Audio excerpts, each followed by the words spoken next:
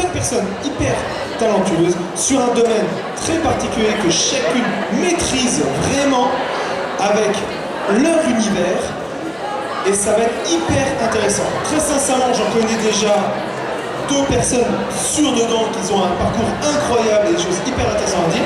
Une troisième que j'ai découvert un peu, mais ça va être cool. Mais voilà, on va avoir de très beaux échanges et on va apprendre beaucoup de choses. D'ailleurs, si vous avez des questions, n'hésitez pas. Je vais donner le micro et moi je vous poserai des questions de loin. Vous inquiétez pas, vous les entendrez régulièrement.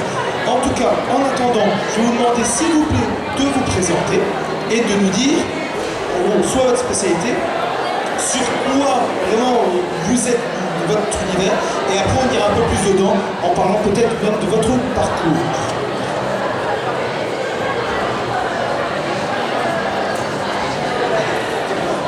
Pas du tout la pression. Moi c'est Maïd Élève, donc je suis autrice BD, jeux de rôle, et l'année prochaine je serai autrice manga.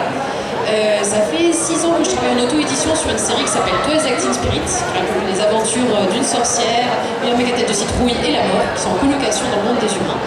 Et là maintenant je commence ma carrière dans le milieu de l'édition, donc l'année prochaine je sortirai mon premier manga, et pour l'instant je ne peux pas en parler plus.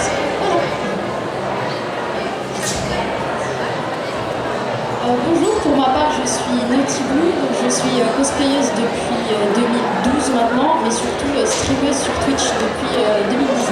Voilà, je stream quasiment toutes les semaines sur Twitch maintenant depuis 5 ans déjà, bientôt 6. Et je suis partenaire du coup sur la plateforme aussi. Bonjour, moi c'est Mao, j'ai 24 ans, je fais du cosplay depuis 2016 et c'est aujourd'hui mon métier à temps plein. Et ma spécialité c'est plus le craft et la peinture, en gros. Alors bonjour tout le monde, moi c'est Akarina, je suis cosplayeuse depuis 2012. Je suis aussi comédienne de doublage à côté depuis maintenant plusieurs années. J'ai eu quelques petits rôles sympas et puis voilà. Moi c'est Cosmic Sven, je suis cosplayeuse depuis 2016 également. Je me suis spécialisée dans la fabrication de costumes plutôt armure et dans les concours.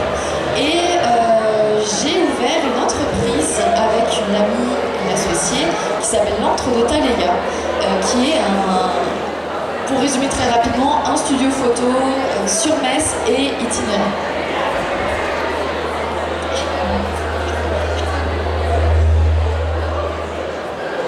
Wow, je ne sais pas ce que c'est.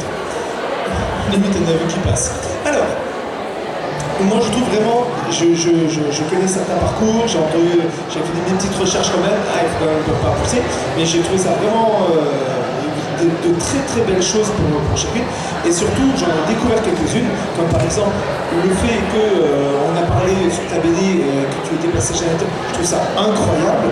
On va commencer par toi, nous sommes jusqu'ici. Comment tu en es venu à vouloir faire de la BD? Quels ont été un peu tes problèmes et comment tu en es arrivé à réussir, là en l'occurrence, à être chez un éditeur? En fait, je fais de la BD depuis que j'ai 5 ans. J'adorais les mangas, la BD et le comics parce que mes parents avaient plein de livres à la maison et en fait, je m'amusais déjà à faire des fanarts où je mettais tous les héros que j'adorais à l'époque.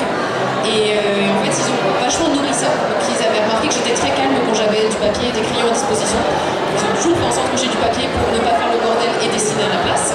Ce qui fait que j'avais un assez bon niveau parce qu'ils m'aidaient à faire ça. Et le plus gros problème que j'ai eu pour faire de la BD, c'est en fait aller dans une école d'art.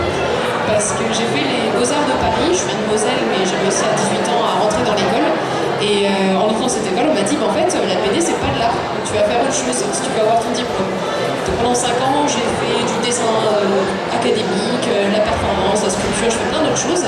Et une fois que j'ai eu mon diplôme en poche, j'ai fait, en fait, j'étais là pour faire de la BD, donc je vais refaire ce que je voulais faire avec mon niveau de dessin qui a un peu évolué. Et à partir de là, j'ai lancé ma série en auto-édition parce que j'avais 26 ans et aucun éditeur ne m'aurait suivi sur une série longue.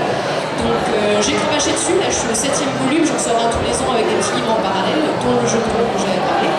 Et là, j'ai eu la chance d'avoir un pote qui est astrophysicien. On a lancé en fait une idée de faire un manga sur l'astrophysique. On serait entre One Piece et C'est pas sorcier dans l'espace. Il y a un extraterrestre, il a trouvé un objet terrien et il dit en fait, il y a de la vie ailleurs, je vais aller la chercher.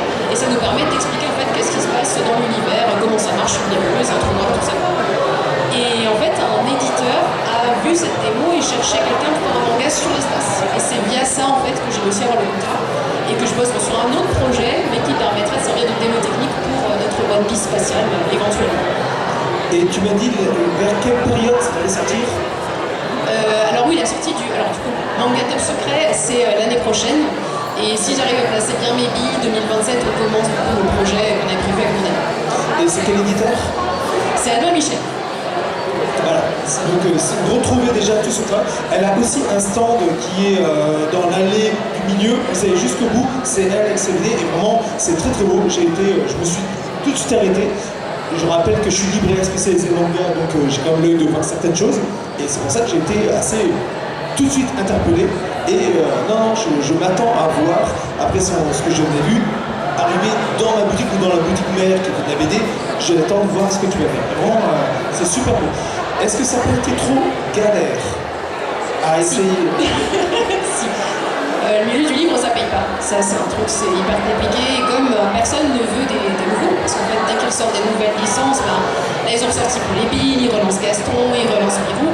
Donc, créer de la nouveauté et venir en tant que jeune auteur, on n'est pas pris au sérieux, et puis du coup, les éditeurs prennent pas de risques. Donc, ils demandent des one-shots, ils demandent pas de série, ils disent vraiment, on veut préparer un truc, on veut que ce soit un pavé, comme ça les lecteurs, ils en ont pour leur argent, mais on veut pas que vous fassiez des séries longues. Et c'est un peu ça, il faut se trouver dans ce truc de, j'ai un truc qui peut vous intéresser, je fais un volume, mais si ça marche, je fais plus, tout en acceptant d'être payé avec un salaire au ras des baskets, des pâquerettes. Voilà, techniquement, pour pouvoir vivre à temps plein, un auteur doit sortir 2 BD par an. Voilà. Parce qu'on est payé entre 10 000 et 20 000, voilà, pour des sacrés pavés, donc ça fait un gros taf. Et après, droit d'auteur, c'est quand on a remboursé cette somme auprès de l'éditeur, donc c'est pas un métier, c'est un métier de passion, on va dire, avec plein de guillemets autour. Mais voilà, c'est ce que je voulais faire depuis que je suis toute petite. C'est le seul métier que je veux faire, c'est le seul que je sais faire, mais j'ai envie de faire celui-là. En tout cas, si vous avez des questions à lui poser, si vous avez envie de le voir, allez à son stand, c'est vraiment très très joli. Et si vous avez des questions, je pense que vous avez vu, il y a beaucoup à apprendre. Est-ce que tu peux passer le micro? Et là, la question c'est importante. Cosplayeuse pro, comment on peut faire d'un métier cosplayeuse? C'est quoi cosplayer pro? Ça dépend déjà de la façon dont tu pratiques, parce qu'en fait tu peux faire tellement de choses. Genre, tu peux avoir plusieurs cosplayers pro qui ne vivent pas du tout de la même manière. C'est-à-dire qu'il y a des personnes qui vont vivre plutôt de la création de contenu, donc ça va être plus de l'influence. T'en as qui vont être plus côté artisanat en convention, qui vont faire que vendre des petits props, des costumes, des machins comme ça. T'en as qui vont être un peu plus figurants entre gros guillemets, genre par exemple avec des boîtes de jeux vidéo, de cinéma. Tiens, je te donne un exemple, Gamescom. C'est un grand salon de jeux vidéo où tu as énormément de boîtes. Et bah, s'il y a une boîte qui a besoin d'un costume pour promouvoir un jeu ou juste d'un modèle qui va porter un costume pour promouvoir le jeu, et bah, tu peux également vivre de ça. Tu vois, voilà, t'as tellement de façons de vivre du cosplay. Tu peux vendre tes patrons. Enfin, et est-ce que c'est facile de le devenir? Alors, devenir cosplayer pro, tout le monde peut le faire. Franchement, ouvrir une micro-entreprise, ça coûte 0 €. Après, en vivre, non, tout le monde ne peut pas le faire. Honnêtement, c'est super dur. Aujourd'hui, je n'en vis absolument pas. J'ai la chance d'avoir un énorme backup financier de la part de ma famille. Si je n'avais pas ça, je ne pourrais pas le faire. Honnêtement, à temps plein, c'est pas possible du tout. Il faudrait au moins un temps partiel sur le côté, quoi. Mais en fait, ça te rejoint un peu, c'est un métier passion, quoi. Enfin, en tout cas pour le moment, ça vit beaucoup, je trouve, par les réseaux quand même, le cosplay. Si t'as pas une petite base de followers sur les réseaux, tu ne pourras pas en vivre quasiment. C'est très très dur. Comment t'en es arrivé à ça? À devenir cosplayeuse professionnelle? Comment t'en es? Quel est ce parcours qui t'a amené à faire ça? Tes décisions, ce choix de se dire on va peut-être pas le faire pendant 2 heures, mais voilà, si tu peux au moins un peu s'en parler. Je pense qu'il y a des gens, c'est l'occasion de se dire comment on passe d'une personne lambda qui arrive demain à être cosplayer pro et qui arrive visiblement, entre guillemets, à en vivre plus ou moins ou être dedans. Je comprends. Bah, du coup, donc, je fais du cosplay depuis pas mal d'années. J'ai fait un parcours classique à la fac, art du spectacle à Metz, mais du coup c'est un diplôme qui vaut rien littéralement. Art du spectacle, déjà quand on pense à ça, on pense quoi, venir mais ça n'apporte rien ce diplôme, hein, c'est très théorique.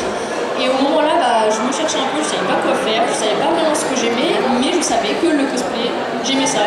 Ça faisait des années que j'aimais ça, et d'habitude j'ai pas mal de passion, enfin je touche un peu à tout, et je finis par lâcher un peu chaque truc. J'ai fait un peu de musique, ouais c'est marrant, 2 mois après j'arrête. J'ai fait un peu de dessin, ouais c'est marrant, quelques mois après j'arrête. Mais le cosplay ça m'a jamais lâché depuis 2016, j'ai jamais arrêté, j'ai jamais fait de pause, j'ai toujours autant d'amour pour cette passion.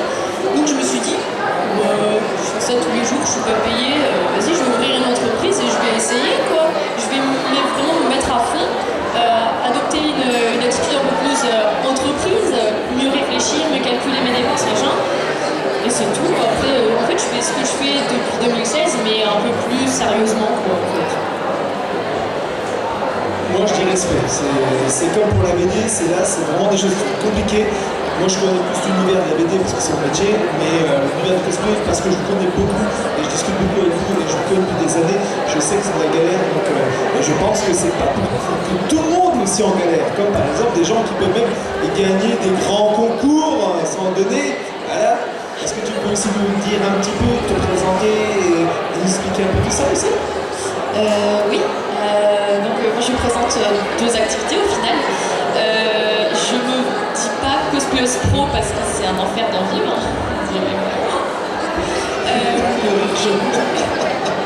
Mais voilà, moi je me suis spécialisée dans les concours cosplay. Je fais des concours depuis que j'ai commencé le cosplay, donc ça fait 9 ans, un peu plus de 9 ans.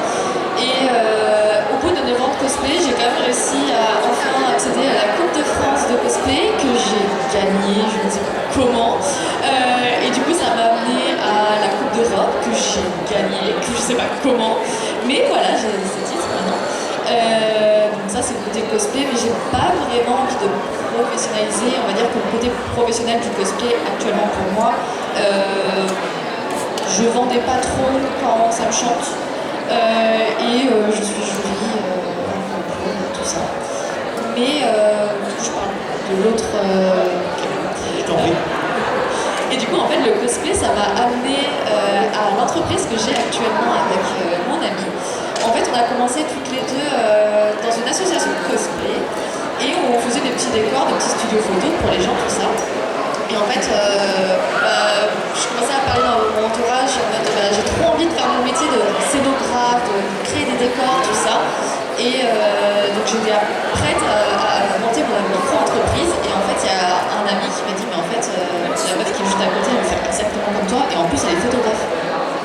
Et c'est incroyable.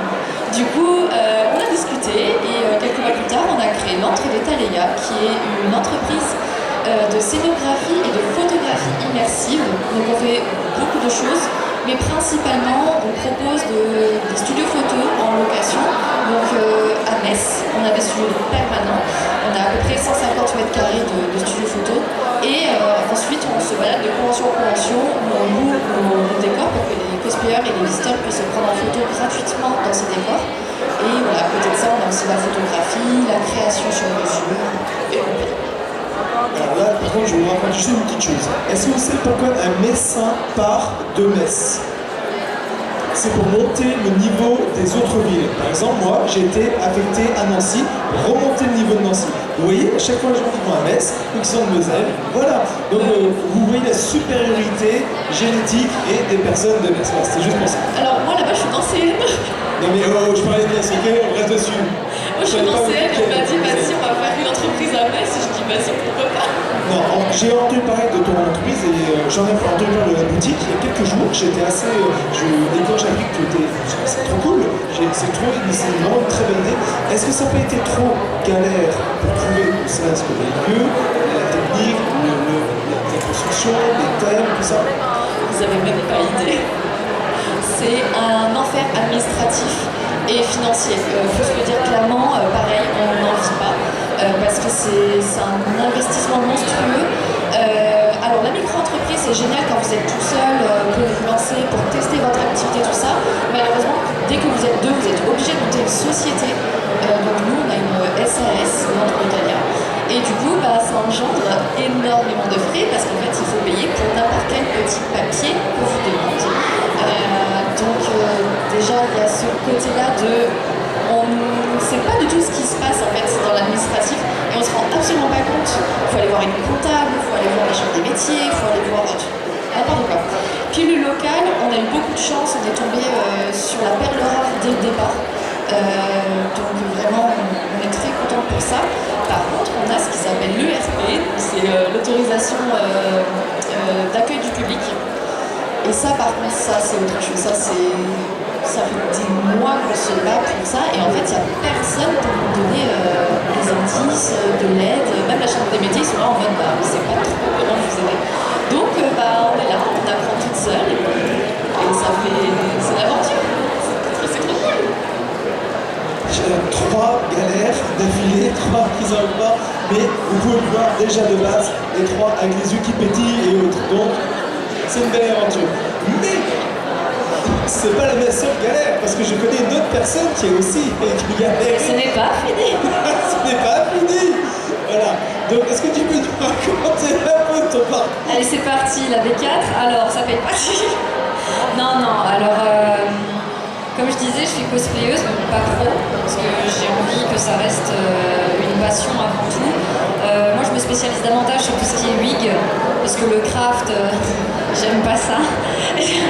Et je préfère la couture. Donc voilà, j'ai dit, ça restera une passion parmi tant d'autres. Mais à côté, moi, je travaille en télévision, dans le domaine de l'audiovisuel. Et ça m'a ouvert des portes en fait pour faire des voix, pour des publicités. Et il s'avère que depuis petite, j'adore ça, faire des voix, faire du théâtre. Je faisais aussi du théâtre. Et dans mes premières années en télé, en fait, j'ai réalisé que faire les voix de publicité, c'est là-dedans où je me sentais vraiment bien, où je me sentais moi-même. Et je me suis dit, bon bah let's go, j'aime bien mon travail en télévision. Donc la solution, c'est d'ouvrir une auto-entreprise et de proposer du doublage, voix off, etc. en auto-entreprise. Donc c'est pas vraiment être un intermittent. Je suis pas... Disons que dans les postes, il y a l'intermittence où voilà, on est comédien. Là, c'est plus vente de voix off, etc. Donc bref, j'ai ouvert l'auto-entreprise et ça fait depuis quelques années maintenant que je fais des voix pour des clients, la boîte de jeux de société Yellow. J'ai fait un personnage dans la série Murder Drones, pour ceux qui connaissent. D'autres petits personnages, je ne peux pas en parler parce que c'est pas encore sorti, mais j'ai fait mon premier studio l'année dernière, donc j'étais contente. Et voilà, pour dire, voilà, je reste en travail en télévision parce que, en effet, pour le moment, c'est plus du bonus, on va dire, le doublage, parce que je n'en vis pas encore, je suis comédienne débutante. Et pour en vivre, il faudrait devenir intermittente. Et pour le moment, je suis toujours en CDI, donc pas d'intermittence. Mais voilà, je me débrouille. J'espère qu'un jour, je pourrai en faire mon métier, mais en tout cas, je ne regretterai pas de m'être lancée dans cette aventure qui est vraiment super cool. En sachant que c'est un métier très difficile d'accès, il y en a beaucoup qui veulent être comédiens et c'est pas simplement s'amuser sur des bandes rythmo, il faut savoir jouer, il faut faire du théâtre, il faut avoir des formations, il y a plein de choses à faire et c'est un métier où il faut être repéré aussi et c'est assez compliqué, surtout sur les réseaux où des fois on est shadowban, on sait pas pourquoi, donc voilà, du coup faut s'accrocher, mais quand on est passionné, voilà, faut tester, faut se lancer. Comme le dit une très belle musique, vaut mieux avoir des remords que des regrets. On est tout à fait d'accord. Et je vois qu'il y a une autre galère qui est la galère que les gens se disent souvent, allez, je vais sur internet, je vais faire des vidéos, je vais faire des streams et ça marchera, je vais faire ma vie. Qu'est-ce que tu peux nous en dire? Alors. Et comment tu as tenu là-dedans surtout? Alors, de mon côté, donc, pour rebondir un peu sur toutes ces belles personnes, moi aussi, je fais du cosplay depuis 2012. Et c'est ce qui m'a un peu amené vers le streaming parce que, en soi, je pense que comme beaucoup de gens ici, il y a des créateurs de contenu que j'adore sur Internet. Et ces créateurs de contenu, là, s'avèrent être des streamers. Et un jour, je me suis dit, en vrai, pourquoi pas? Pourquoi moi aussi, je ne tenterais pas? J'avais XSplit d'installer sur mon PC. Je me dis, allez, on va lancer un stream. Une fois, 2 fois, et puis ça a continué sur au final des années maintenant. Mais on va pas se mentir, vivre du streaming c'est quasiment impossible. Il faut faire partie c'est une poignée de privilégiés qui ont cette chance. En particulier pour ce qui est par exemple de mon cas, comme je disais plus tôt, moi je suis ce qu'on appelle une streameuse partenaire, c'est-à-dire que j'ai rempli des critères sur la plateforme qui me permettent d'avoir un contrat avec Twitch. Mais il faut savoir que déjà en France, on est, je pense, 1000 à tout casser. Et parmi ces 1000-là, 100 seuls 0,001% peuvent en vivre très largement. Donc oui, c'est malheureusement un métier tout aussi précaire. Donc c'est pour ça que je ne peux pas en vivre aujourd'hui. Mais par contre, j'ai toujours utilisé les revenus que je gagnais avec le stream dans mes cosplays. Donc c'est ça qui me permet de financer mes costumes, de financer mes déplacements en convention. Donc je réinjecte tout dans le cosplay, jamais pour mes besoins personnels, mais vraiment uniquement dans le cosplay. Et c'est une chance que j'ai aujourd'hui et dont je suis vraiment extrêmement reconnaissante. Mais oui, en fait, c'est ce qui est un peu retort finalement avec le streaming, c'est que tout le monde peut lancer un stream à partir du moment où vous avez un PC, une connexion internet potable. Mais par contre, pour tirer son épingle du jeu, pour réussir à se démarquer, là c'est beaucoup plus compliqué parce que, encore une fois, c'est un domaine, enfin c'est un univers qui est réservé à une poignée de privilégiés. On est énormément sur le marché, mais pour ce qu'on appelle percer, là c'est beaucoup plus compliqué. Donc voilà un peu ce qu'on va dire sur le stream. Je veux décourager personne, hein. Lancez-vous, il n'y a pas de souci. Mais juste sachez que c'est très compliqué, en particulier depuis le boom du confinement. Parce que pendant le confinement, il y a énormément de gens, et à raison bien sûr, qui se sont lancés sur Twitch et à partir de là ont eu une quantité phénoménale de streamers, mais encore une fois, c'est très compliqué de savoir tirer son épingle du jeu. Et tu fais du stream, mais est-ce qu'il y a un stream que tu as envie de lancer ou que tu aimerais faire, mais tu te rends compte que peut-être, est-ce que c'est vraiment... la question c'est plutôt ça. Tu es en train de faire du stream, mais est-ce que tu as des idées de stream? Tu dis que tu ne sais même pas si aujourd'hui ça peut marcher, et est-ce que tu veux quand même le tenter? Et si tu le tentes, quels sont... est-ce que c'est quelque chose sur quoi tu veux vraiment te mettre à fond? Est-ce que ça va t'impliquer des choses sur ta vie de tous les jours? En soi, pas vraiment. En tout cas, je me suis jamais interdit de faire un stream sur quelconque sujet que ce soit. Par exemple, je stream pas mal de cosplay. C'est quelque chose qui est assez rare sur la plateforme. Il y en a, et ça c'est super chouette. Par exemple, je pense à Ailina, qui est une cosplayeuse qui fait énormément de streaming sur Twitch, et de cosplay du coup. Et donc, même si je sais que le cosplay, c'est pas forcément une catégorie qui fonctionne très bien, j'en fais quand même parce que ça peut aider des gens, ça peut intéresser des gens aussi, des gens qui connaissent rien au cosplay par exemple, ça peut les intéresser. Donc, en soi, je pense qu'il y aura toujours un public pour ce que vous voulez stream, c'est-à-dire que ce soit un jeu, que ce soit du IRL, donc c'est-à-dire vous sortez dans la rue, vous promenez, vous streamez, ça aussi vous pouvez tout à fait, ou des jeux vidéo, que ce soit du League of Legends ou des jeux beaucoup moins. Donc il y aura toujours un public pour ça. Par contre, le public sera peut-être un peu moindre comparé à des grosses catégories. Mais en tout cas, moi je sais que mon objectif en me lançant sur Twitch, c'était aussi de promouvoir à ma manière le cosplay, de montrer ce que je fais, de montrer les quelques techniques que je connais, et plus dans une volonté d'apprentissage finalement. Je te remercie. Alors, je sais où on peut te trouver facilement, parce que tu as ton stand qui est là. Est-ce que tu es installé quelque part où on peut venir te voir, te poser des questions sur le cosplay, sur ce que tu peux faire, sur des questions et compagnie? Oui, bah, je suis juste... en fait, je suis à côté des jurys. Je suis entre Cosmisven et Bazou. Je suis entre deux jurys. Je suis juste là-bas pour mon roll-up vert et bleu. Et j'ai une petite table où je fais des démos si jamais vous voulez voir comment je travaille. En ce moment, je suis en train de travailler du Warbla, chez nous, que vous ne connaissez pas. J'adore. C'est vrai? J'adore le Warbla, je crois incroyable. Moi, ça dépend de l'utilisation, tu vois. Mais genre, l'utilisation classique, j'aime pas. Là, c'est bon parce qu'en fait, je le sculpte. Genre, c'est pas, tu sais, la technique classique où tu fais un sandwich entre deux trucs. Là, je sculpte le Warbla comme si c'était de l'argile. Donc, ça va. Tu vois, c'est pas stressant. C'est pas. Si je recommence, enfin, si je rate, je rechauffe, c'est reparti. Donc, oui, enfin, bref, tout ça pour dire, je suis là-bas. Où est-ce qu'on peut te retrouver? Bah, pareil, au village cosplay avec tout ce beau monde. Et moi, je suis sur le stand, le mien, Cosmisven, mais qui a fusionné avec l'antre de Thalia, parce que c'est à peu près la même chose. Du coup, voilà, on propose un studio photo un peu Rome antique, donc libre d'accès, gratuit, taguez-nous sur les réseaux juste. Et on propose également des démonstrations de cosplay, où là, Mélodie, mon associée, est en train de travailler du cuir pour son prochain costume. Et en plus de ça, on a exposé plusieurs costumes et accessoires que vous pouvez aller découvrir. Et où est-ce qu'on peut te trouver? Eh bien, juste en face, dans le village cosplay aussi, à côté de Nudi. Et puis du coup sur le stand j'ai un peu exposé tout le genre de voix que j'ai déjà pu, les types de voix que j'ai pu faire, les types de personnages que j'ai pu doubler. Et j'ai mis autant de cosplay que de doublage sur le stand. Du coup s'il y en a qui ont des questions et qui ont envie de découvrir un petit peu ce que je fais, n'hésitez pas à venir me voir sur le stand. Je répondrai à toutes les questions parce que c'est vrai que comme ça c'est un peu compliqué à expliquer la situation. Mais ce sera avec plaisir pour répondre aux questions. Alors, je suppose que tu es juste à côté, comme on a annoncé. Est-ce qu'on a. Toi, tu es sur Switch.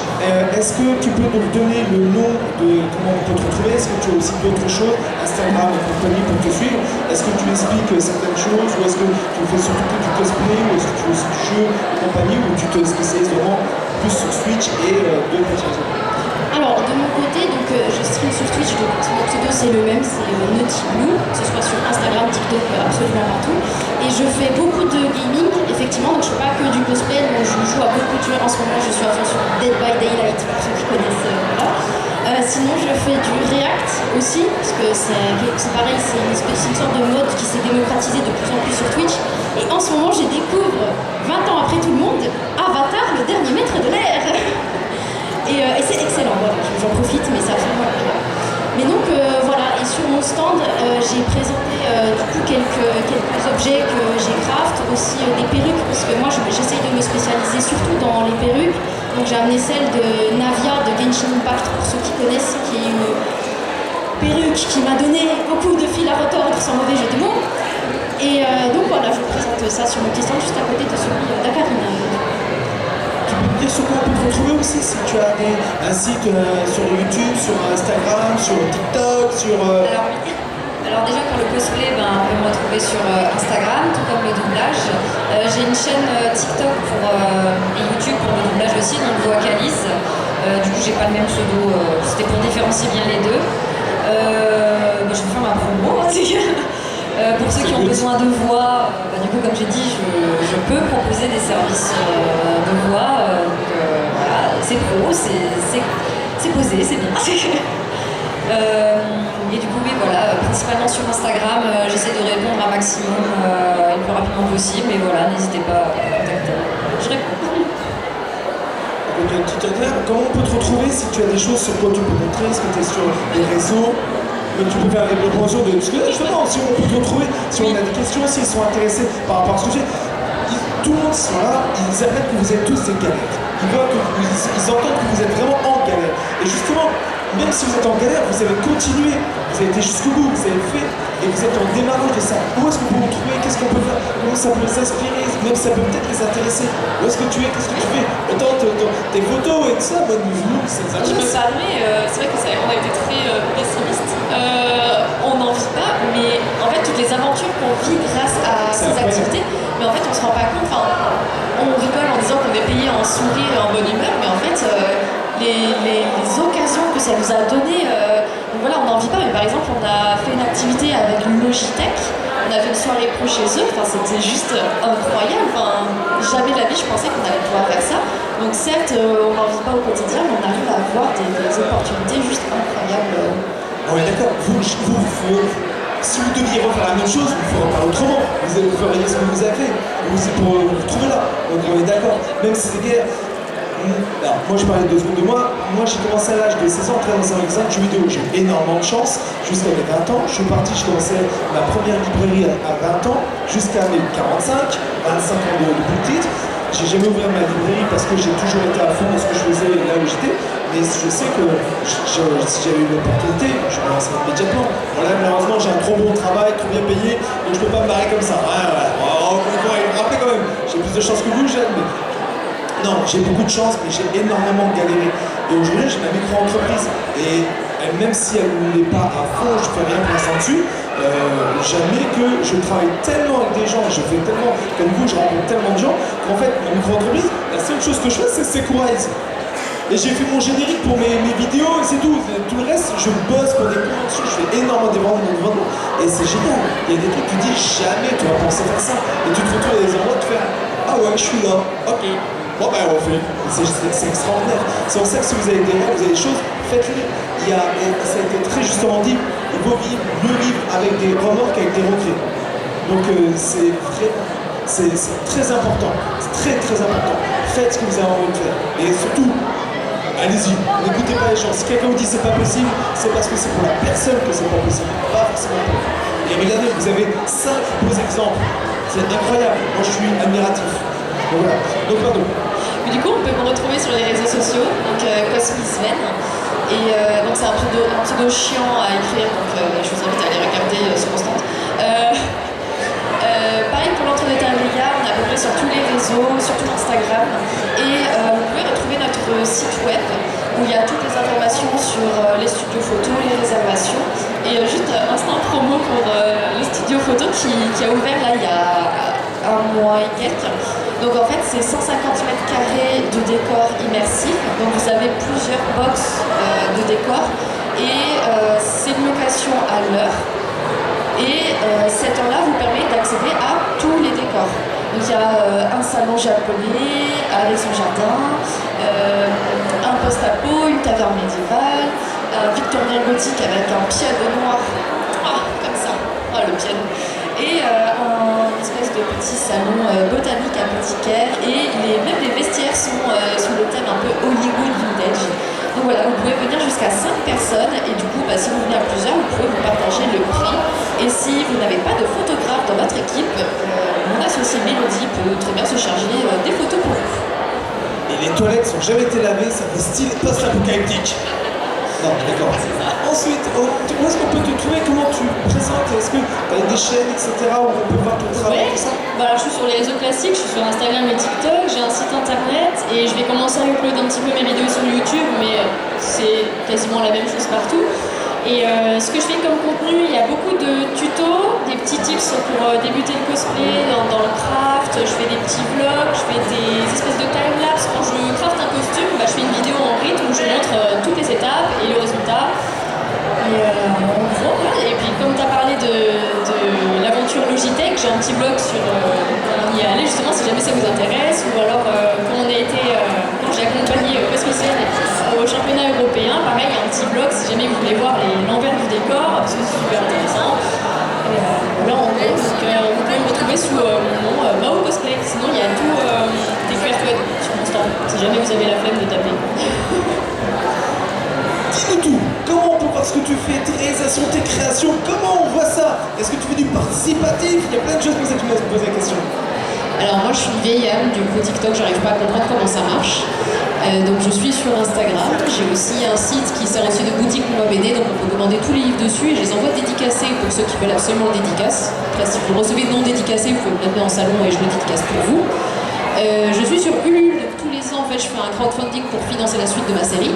Il y a des cadeaux exclusifs, notamment des peluches de la série qui sont d'édition limitée. Elles sont faites par une créatrice française qui travaille chez Dior, qui fait des super trucs trop beaux, qui est une amie, et tous les bénéfices sont reversés pour des associations animalières. Donc ça fait des jolies peluches pour vous et ça fait des croquettes pour des chats, des chiens, des lapins.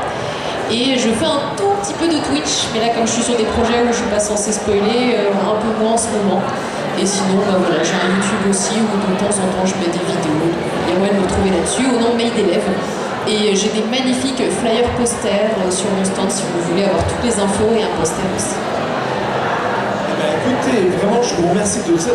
Est-ce que vous avez des conseils, des choses à dire par rapport justement à ce que vous faites pour essayer d'encourager des pièges à éviter? Est-ce qu'il y a quelque chose sur quoi vous avez vraiment le conseil, si vous deviez donner un conseil, le conseil que vous avez envie de donner? Alors le meilleur conseil qu'on m'ait jamais donné, c'était en prépa. Et c'était un prof qui m'a dit une carrière artistique, en fait, c'est pas un sprint, c'est un marathon. C'est des gens qui commencent très très vite et qui montent très très fort, mais c'est pas forcément des gens qui vont durer. Et un deuxième truc, alors ça peut paraître contre-intuitif, mais en fait, la qualité du dessin d'un artiste n'est pas forcément ce qui va lui permettre d'avoir des contacts et de réussir, parce qu'en fait, si vous dessinez super bien mais que vous sortez jamais de votre chambre, personne ne le saura. Mais si vous dessinez correctement et que vous allez voir des festivals, montrer votre travail à des gens, participer à des conférences et tout ça, et ben là vous pouvez vous créer un réseau. Donc je prétends pas être une super bonne dessinatrice, mais niveau communication et réseautage je me débrouille pas mal, et c'est ça qui m'a permis de débrancher des contrats dans des bonnes maisons d'édition. Donc voilà, faut pas s'isoler, faut communiquer beaucoup, c'est les 3/4 de votre métier. Voilà. Si vous dessinez 2 jours par semaine, c'est bien, le reste du temps c'est voir du monde et faire que ça tourne. La plupart des dessinateurs professionnels, tous me disent, c'est à 40 ans qu'ils se sont sentis dessinateurs. Et c'est vraiment, comme tu dis, c'est un marathon, c'est pas une course. Ouais, alors au Beaux-Arts, on disait avant 35 ans, vous ne serez pas pris au sérieux. J'en ai 32, je suis un peu en avance. Voilà, je suis une prima. Mais oui, avant 40 ans, ils disent bon, on va voir si ça tient, si ça dure. Et à partir de 40, ils disent bon, ok, on va peut-être commencer à te payer un peu plus. Mais voilà, être jeune, malheureusement, c'est un problème dans cette filière. Donc il faut endurer. Mais n'abandonnez pas. Tu as un petit conseil à nous donner? Ben, s'il y a quelque chose qui vous botte, juste faites-le. Genre l'argent, ça part et ça vient. Une micro-entreprise, ça coûte 0 € à ouvrir. Si vous gagnez rien, vous payez rien. Si vous avez envie de vous lancer dans votre passion, peu importe ce que c'est, juste faites-le. Il n'y a personne qui va vous en empêcher à part vous-même. Juste faites-le, vous ne regretterez pas. Alors, puis au pire, ça passe pas, ben, ça passera, t'auras essayé, t'es content. Merci, je suis d'accord. C'est ce que je vous disais tout à l'heure, ne baissez pas les bras, faites un truc. Vous aimez, vous écoutez pas les autres, faites-le pour vous. C'est la priorité, c'est de penser à vous, pas aux autres. Parce que les autres vont toujours vous dire par rapport à ce que eux pensent, pas par rapport à ce que vous avez besoin ou ce que vous voulez. Ça, c'est très important. Faites des erreurs. Trompez-vous. Chiez dans la colle, vraiment. Tombez par terre, c'est pas grave, on s'en fout, on se relève. Vraiment, faites. Alors, il y a l'organe de la convention qui me regarde très bizarre. Mais c'est un vrai conseil que j'ai à donner, c'est vraiment faites des erreurs, parce qu'il n'y a que comme ça qu'on apprend. Voilà, tentez les choses, si ça marche pas, essayez d'analyser pourquoi ça va marcher. Est-ce que j'ai envie de continuer? Oui, ok, on va faire les choses autrement. Je sais que cette méthode ne fonctionne pas, donc c'est bien, on va pouvoir tester autre chose. Et comme ça, vous allez vous allez aller tellement plus loin juste en faisant ça. Jamais avoir peur de son coup. J'ai une copine, son hobby, c'est d'ouvrir des boîtes. Donc en fait, pas de concert ou de boîte pour chant, elle ouvre des entreprises. Elle a ouvert presque une 50aine d'entreprises. Elle s'est plantée sur à peu près les 3 quarts. Et les dernières, eh ben, elle vit super bien, elle monte des trucs, elle la ferme, elle ouvre. Et même si elle se rouvre, je m'en fous, j'en ouvrirai une autre. Et la fille, la meuf, elle a 35 ans. Voilà. Donc je précise, c'est une de mes meilleures amies, je sais pas comment elle fait, je sais pas quelle fille elle a, mais elle a un enfant, je sais pas comment elle fait. Mais voilà, ce que tu dis, c'est ça. Elle s'est gaufrée un nombre incalculable de fois, elle a perdu un nombre incalculable de fois de nature et compagnie, mais elle a sa vie et elle réussit parce que même si le peu qu'elle a réussi, ben, ça marche. Donc, et elle fait. Donc, ouais, coffrez-vous, c'est le meilleur apprentissage, c'est les erreurs. Et ne pensez jamais que vous avez raté. Il faut toujours se dire, on s'est planté, ben on apprend, on fait mieux. Si je peux me permettre aussi pour ceux qui sont cosplayers et qui veulent tenter les concours ou qui n'ont jamais fait des concours, tout ça, ça vaut vraiment aussi pour les concours. De mon expérience personnelle, quand j'ai fait des concours depuis 2016, j'ai tenté la Coupe de France la première fois en 2018 et depuis je faisais toutes les éditions que je pouvais, donc 3 fois par an à peu près. Et je me suis foirée incalculable de fois, j'ai tellement honte de ce que j'ai présenté sur scène, c'était de la merde. Mais j'ai continué, je me suis mangé des murs, le jury j'avais pas de bon retour. Et au bout de ma 7e tentative de sélection, j'ai été sélectionnée et aujourd'hui, je peux dire que je suis fière de ce parcours-là, donc continuez, vraiment continuez. Pareil, il faut s'entraîner, se foirer, mais surtout s'entraîner, que ce soit pour le cosplay ou le doublage. Le cosplay, je me spécialise dans les wigs. Au début, mes perruques, quand j'essayais de faire tenir un truc, ça ressemblait plus à des tentacules qu'autre chose. Mais voilà, faut tester, plein de méthodes différentes. Il y a plein de tutos sur internet qui peuvent aider. Donc voilà. Et pour le doublage, s'entraîner, ne surtout pas aller trop vite. Faut pas vous cramer. Faut pas parce qu'on arrive à imiter quelqu'un, se dire ça y est, j'imite bien ça, j'ai la voix pour ça, du coup je vais devenir comédien. Non, ça marche pas comme ça. Si vous faites ça, vous êtes cramé, c'est fini. Un comédien, ce qu'on attend de lui, c'est qu'il apporte quelque chose, pas qu'il imite quelqu'un d'autre ou qu'il sache faire la voix de. Il faut pouvoir trouver sa propre voix, ses propres styles, proposer des choses. Donc entraînez-vous, allez-y doucement, ne vous précipitez pas et voilà, il y aura quand même des erreurs qui seront faites, c'est ce qu'il faut pour avancer. Mais voilà, allez-y doucement et entraînez-vous. Il y a plein de façons de faire pour s'entraîner et des formations disponibles à faire. c'est sûr, ça a un petit coup quand même, hein, on va pas se mentir, comme tout. Mais voilà, si vous avez la possibilité en tout cas, et que vous avez un secours financier, etc., tentez. Oui, parce que de votre métier ou de votre vie actuellement, ce qu'on entend, c'est que votre vie, c'est un iceberg, on voit tout le bout, on voit pas tout le travail et tout ce qu'il y a en dessous de ce que vous avez fait. Alors, ouais, c'est bravo, franchement. À nous! Ben, tout a été un peu dit, j'ai l'impression, donc je vais partir sur un autre aspect. Je dirais plutôt, n'ayez pas honte de penser à vous avant de penser aux autres. C'est-à-dire dans votre passion, que ce soit par exemple le cosplay, plutôt que de penser à comment votre costume va être reçu, est-ce que vous allez avoir des critiques dessus, est-ce qu'il est suffisamment bien par rapport à tel cosplayer qui a fait le même personnage que vous. Pensez à vous, il n'y a pas de mal à penser un peu à soi, à travailler pour soi, à se dépasser soi-même plutôt que de vivre pour le regard des autres. Alors c'est très facile à dire, mais c'est beaucoup plus difficile à appliquer dans la vraie vie.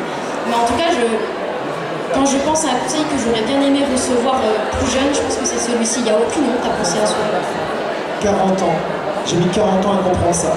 Avec 40 ans, j'ai compris enfin ça, et ça fait 5 ans que je parle vraiment pour moi. J'ai plus sacrifié pour mon travail, pour ma vie, pour plein de choses, et en fait, maintenant, je me rends compte qu'il y a plein de choses que je dois faire pour moi. Mais on met du temps. Même si on me dit, on met du temps. Donc, c'est une très belle... En tout cas, je vous remercie vraiment, ça a été hyper instructif. Moi, je trouve que on a l'impression qu'on creusait vers l'enfer en disant que c'est une vie horrible. Non, en fait, c'est toujours creuser vers la lumière et vers de belles choses. Et moi, je vous remercie. Parce que vous me motive encore plus, ça me donne encore plus envie de me mettre pour notre entreprise et pour bouger encore plus. Ça me donne encore plus d'envie. Et franchement, c'est trop cool. Merci vraiment. Je sais pas si vous avez appris des choses intéressantes et si c'était cool, mais en tout cas, moi, m'avait vraiment respect. Merci. Encore merci. Donc, est-ce que vous avez des questions ou quoi que ce soit? Non. Et bien ça tombe bien parce qu'on est vraiment en bout. Donc on va bientôt faire la remise des prix pour le cosplay, ça va être annoncé bientôt. Donc ouais, ça va être là, donc on a encore un petit peu de temps. Mais en tout cas, merci. Je voudrais vous remercier vraiment déjà à de genoux. Et merci à vous pour avoir ces belles paroles, ces belles histoires et ces rencontres. Merci, c'est tout ce que je veux dire. Merci à vous.